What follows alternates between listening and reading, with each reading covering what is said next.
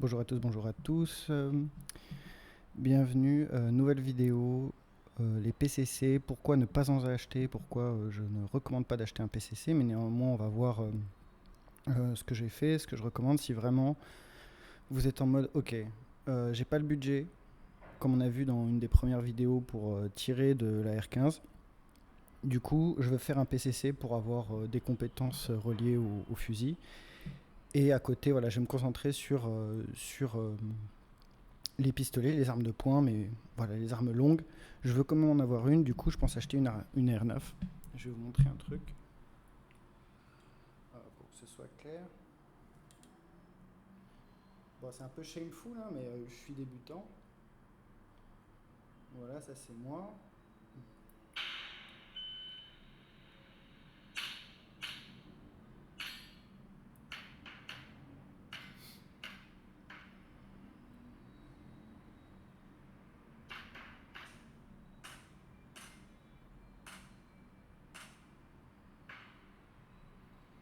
Et voilà, donc j'ai fait une compétition avec ce modèle.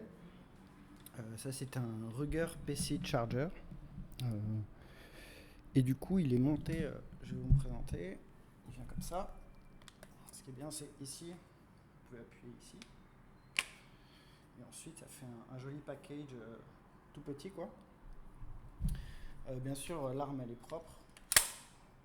Il y a un chamber flag. Et je vais vous montrer pourquoi je vous recommande pas cette arme. Pas du tout. En termes d'optique, il y en a deux. Celle-là est pas du tout nécessaire. C'est-à-dire qu'elle va sur une de mes armes de poing qui est actuellement endommagée. Puisque c'est de la merde. Les armes de poing, c'est totalement pas faible. Mais grosso modo, on a une petite optique ici qui est un 507 compétition. En green, j'aime bien le green. Je recommandais cette optique dans des précédentes vidéos. J'en ai deux des comme ça. Je recommande, j'adore ce produit. Et au-dessus, pareil, aucun regret. 510C que j'aime en green aussi, qui est pareil. Est-ce que c'est utile d'en avoir deux? Vous allez voir beaucoup sur internet des gens qui utilisent un PCC qui en ont deux. Et j'ai un exemple vidéo, mais en fait, je suis tellement mauvais dans cette compétition. Mais basiquement, on va mettre une deuxième optique pour sur le lounge à gauche. Quand on a une cible loin à gauche, pouvoir se pencher. Je vais vous montrer. Vous allez vous présenter face à la cible là-dessus. Mais vu que c'est bloqué parce que là vous avez quelque chose, un obstacle, une grille, vous allez pouvoir vous décaler comme ça. Et là vous allez avoir un deuxième dot. Vous allez mettre le dot un peu en haut à droite de votre point de là où vous voulez tirer. Et vous allez tirer. Du coup, vous pouvez faire ça sur le lounge à gauche, vous allez utiliser votre primaire. Mais sur le lounge à droite, vous allez pouvoir utiliser votre primaire. Et à gauche, vous allez utiliser ça, cette optique secondaire. Alors, ce putain de PCC de merde, comment ça fonctionne? Pourquoi c'est de la merde? En fait, là, il y a un énorme bout de métal. Et du coup, quand tu tires, la pression de la munition fait reculer l'énorme bloc de métal derrière. Ça te fout un recul pas possible. Donc en fait, tu vas avoir beaucoup de mouvements en termes de dot. Et c'est pas en mettant un break dessus que je vais changer ça ou réduire ça. Donc l'arme est vraiment pas faite pour la compétition. L'arme est juste faite pour bouffer de l'argent. C'est extrêmement jouissif de tirer un PC Charger, un Ruger PC Charger. Cette arme, elle est géniale, elle est vraiment très agréable à tirer. Parce qu'elle est lourde, du coup on sent pas trop le recul, donc avec les débutants c'est super. Mais par contre, en fait ça, le bloc là, donc ça va venir de l'autre côté, hein, parce que normalement vous êtes censé l'utiliser comme une AK comme ça. Toutes les AKM, vous savez, elles sont comme ça. Moi je le mets de ce côté pour d'autres, mais basiquement, vous voyez cet énorme bloc là, c'est ça qui va venir faire ce mouvement pour recharger et décharger des munitions. Alors, basiquement, l'arme elle vient avec ça dedans et un chargeur Ruger. fonctionner.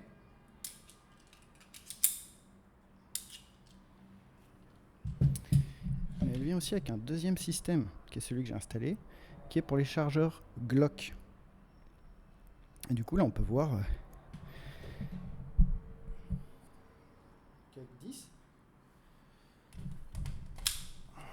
là, ça passe. Donc ça passe. Vous allez avoir 12. Ça passe aussi. Ça, c'est MacPool. Mais vous allez avoir votre 15 pour le Glock. Qu'est-ce qui va se passer? C'est fantastique. Ça marche aussi. 17. Et bien sûr, le fun stick,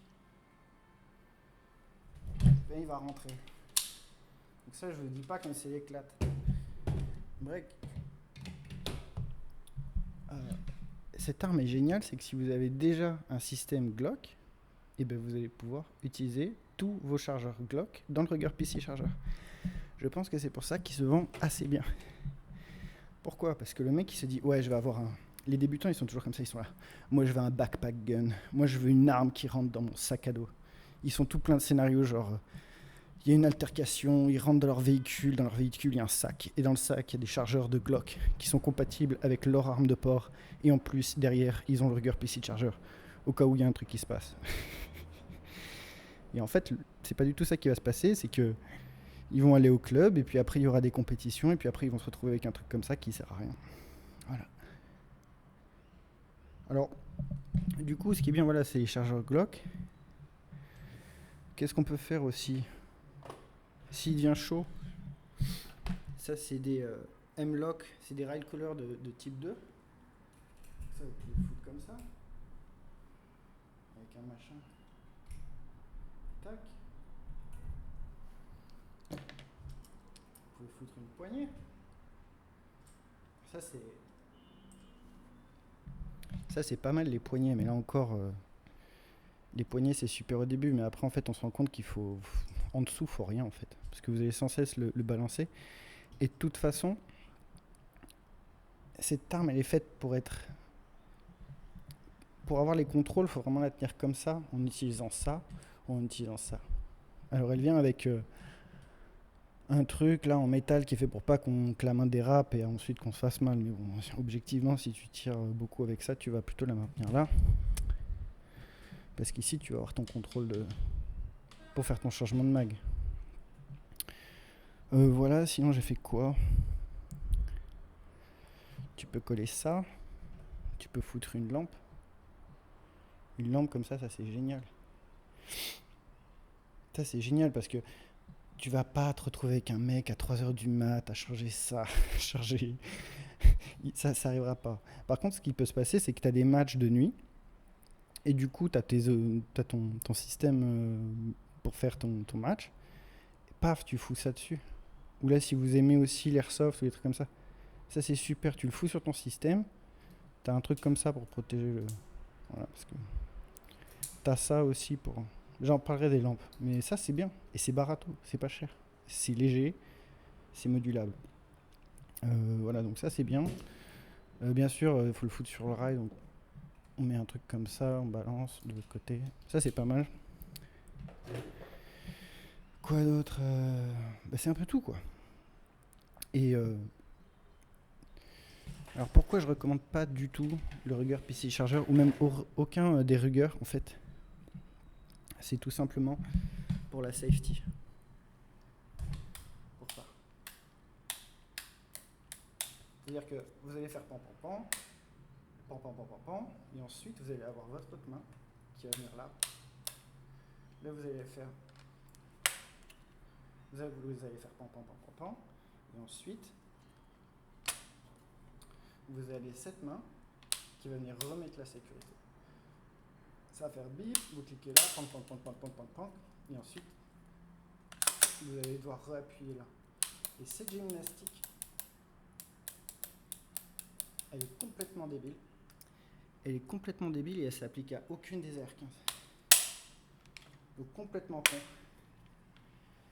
Alors où est-ce que ça pourrait s'appliquer? Là on a un Maverick 88 par exemple. Voilà, tout ce qui est plus clair, tout ce qui est plus limpide. Et qu'est-ce qu'il y a là? On trouve le petit bout. Là vous allez retrouver la même merde.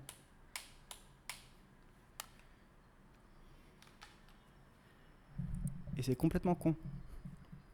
C'est complètement con.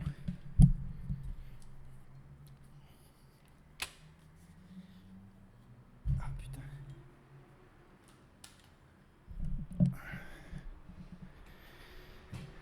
Donc, là on a deux produits de la même marque. Et c'est complètement con. Parce que vous avez une main et le pouce qui est derrière qui va activer le mécanisme le plus important. C'est celui que vous allez vraiment... Dès que vous faites du dry fire, vous allez toucher ça mais énormément de fois. Et là, Iwal, vous allez toucher ça énormément de fois. Et ça n'a rien à voir avec un truc pour AR15. Donc, ce que je veux dire là, c'est que si vous achetez un PC Ruger PC Charger, ça va pas développer des... Comment dire? Une mémoire, tu vois, une mémoire de mouvement comme si tu avais une AR15 en fait. Et c'est pour ça que je les recommande pas. Parce que si tu regardes,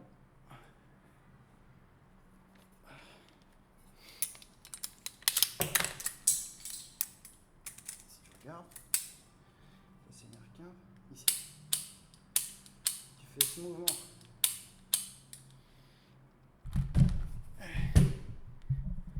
Et ça n'a absolument rien à voir. Là, tu vas passer ton temps à faire ça. Là, tu vas passer ton temps à faire ça. Et en plus, sur une R15, ce sera sans cesse avec ton pouce de ta main forte. Alors que là, tu devras utiliser tes deux mains. Parce que pour mettre la sécurité, tu vas utiliser ta main faible. Et pour l'enlever, tu vas utiliser ta main forte. Donc, je ne recommande pas du tout d'acheter un Ruger PC Charger. Pour le shotgun, c'est une autre histoire en fait, les fusils. Mais voilà, je recommande pas. Alors qu'est-ce que je recommande? Je vais faire un peu de place. Oh tiens.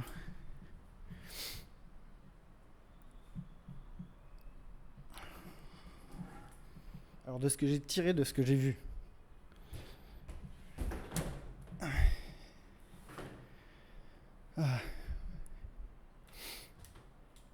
De ce que j'ai vu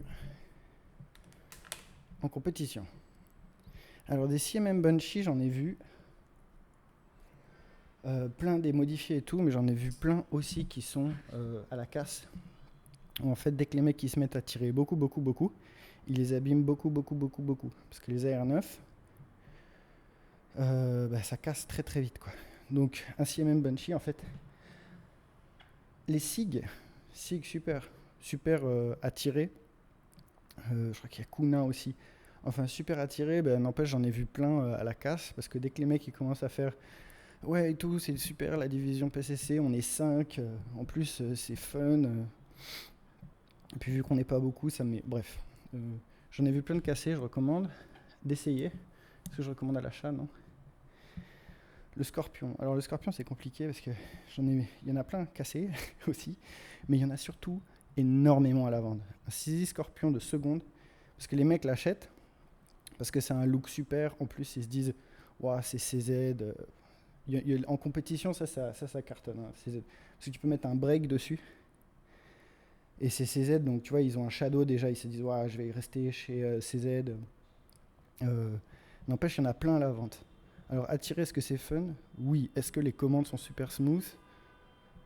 Non, faut modifier le truc. Donc, en fait, si vous achetez un Scorpion, il faudra acheter beaucoup de pièces de seconde par rapport à acheter direct quelque chose qui est fait pour la compétition, qui sont ceux dont on va parler. Le DaVinci, c'est cher. Ouais, c'est cher, mais c'est bien. En fait, là, ça commence... je l'ai vu, il est magnifique. Je l'ai tiré, c'est super. Je ne sais pas comment le DaVinci il fait quand on tire beaucoup dedans. Pareil pour le boule. Par contre, je les ai vus à tirer. Ces trucs, c'est énorme. Donc on fait quoi là? On investit. Et c'est quoi le number one à acheter qui est sûr? Et il y a un mec qui est GM pas loin de chez moi qui en a un. C'est le GP5. Et ça, c'est ce que je recommande à acheter. Pourquoi? Parce qu'en fait, ça va être le même manuel d'armes qu'une R15. C'est-à-dire que ce qu'il vous faut,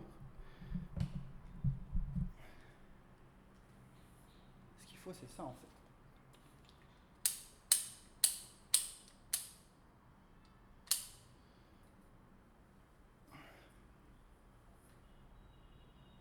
Le plus important, c'est d'avoir le système de safety qui est le même chez vos AR9 que votre AR15. C'est ça que je voulais dire dans cette vidéo. Moi, qu'est-ce que je vais acheter? Moi, je suis en train d'économiser. Si je dois acheter quelque chose, ce sera un DaVinci, parce que c'est celui que je trouve le plus beau. Est-ce que c'est un super investissement? Est-ce que je vais le regretter? Probablement. C'est pas un truc avec lequel j'ai beaucoup de recul. Et le problème que j'ai avec DaVinci, c'est que j'ai pas quelqu'un qui a énormément de recul dessus. Genre, le GP5, je sais que voilà, si je l'achète, je suis safe. Par contre, un GG9 de DaVinci, je suis pas sûr. Pareil pour le BL9 de Bull Armory, mais c'est très dur de ne pas recommander et de ne pas proposer, de dire wow, vous avez du pognon, vous commencez dans le game. Achetez, faites pas mon erreur. Achetez pas une merde.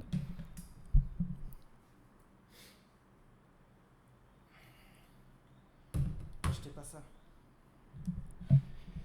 Achetez pas ça. Achetez pas un, comment on dit, un backgun, une arme pour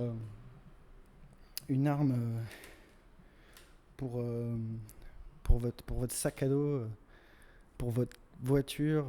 Je suis désolé, il fait super chaud ici, je suis en train de suer comme un... Mais vous faites paniquer, quoi. Parce qu'en fait, on regarde et on voit, ouais, c'est super, il y a tel mec, il a acheté un Kuna, maintenant je veux un Kuna. Ou alors tu regardes une vidéo il y a 2-3 ans sur comparatif, top 10 des meilleurs PCC. Et tu vois que le mec, forcément, c'est un CMM Bunchy, mais en fait, quand toi tu vas acheter les mêmes pièces pour le recréer, tu vas te retrouver dans la merde. Parce que lui, ce qui se passe, c'est qu'il a déjà énormément de pièces, il sait comment faire pour tout monter. Donc ça, c'est une chose, mais toi, tu vas apprendre parce que c'est ta passion, quoi.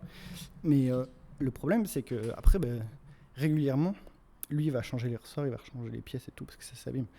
Ça, c'est bien parce que c'est Machetasso, quoi. Ça va être solide. Je sais que je peux envoyer encore énormément de munitions, il va pas me casser les couilles. Par contre, un CMM Bunchy, évidemment, il va beaucoup plus que te casser les couilles. Et c'est pour ça que c'est bien d'acheter des armes de compétition, parce qu'elles sont faites pour résister à se prendre 20, 30 000 et avoir des changements de pièces qui sont prévus pour ça. 20, 30 000 munitions par an, c'est ça que je veux dire. À quelle température je suis. Mais voilà, je déconseille d'acheter des PCC de type Kuna, de type MPX, de type Ruger PC Charger, mais vraiment d'aller vers du high-end. Parce qu'en fait, si il n'y a pas l'argent de toute façon pour acheter l'arme de base, après, mais comment vous n'êtes même pas prêt? Parce qu'en fait, c'est une fraction par rapport à l'argent que vous allez niquer en achetant des munitions. C'est toujours une fraction. Si, je sais pas, un DaVinci, là, il y en a qui sortent à 3005, là où je suis, au Panama. Ben, en fait, une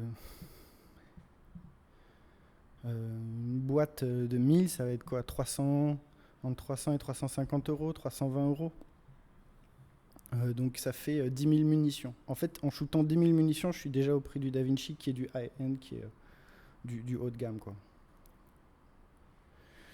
Donc ça veut dire que pour une personne, comme on a vu, qui tire 8000 balles par an, 8000 cartouches par an, bah, ça vaut le coup d'acheter un truc comme ça, parce qu'en quelques années direct, il va le rembourser. Donc pensez direct à, ah ouais, si j'attends, au lieu d'acheter une arme maintenant, mieux vaut que j'épargne 1 ou 2 ans de plus et qu'après j'ai un bon truc, et après tout l'argent, je peux le foutre vraiment dans les munitions, quoi. Mais voilà, c'est ça que je recommande. Ça, je kiffe le DaVinci, vraiment, ce qui me donne envie. La solution sage, c'est un GP5. Achetez pas les Kuna, les trucs bizarres, les trucs comme ça, là, ça c'est merdique. Économisez, mettez de l'argent de côté, achetez pas des armes de merde, parce qu'en fait vous allez perdre votre temps. En plus c'est de la paperasse, c'est du temps perdu pour rien. Voilà ce que je voulais dire. C'était super confus, mais écoutez, c'est comme ça pour le moment. À bientôt.